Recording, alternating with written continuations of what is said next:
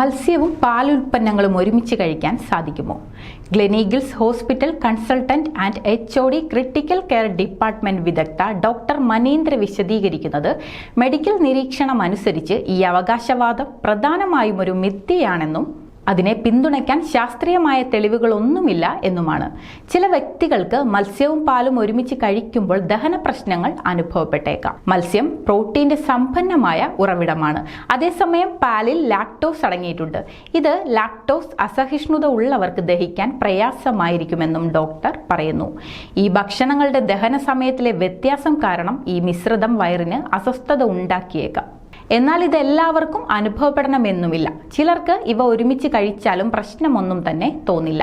മത്സ്യവും പാലും ഒരുമിച്ച് കഴിക്കുന്നത് ഗുരുതരമായ ആരോഗ്യ പ്രശ്നങ്ങൾക്ക് കാരണമാകുമെന്ന ധാരണ വെറും തെറ്റാണെന്നും അതിൽ വസ്തുതയില്ല എന്നും ഡോക്ടർ മനീന്ദ്ര സൂചിപ്പിക്കുന്നു.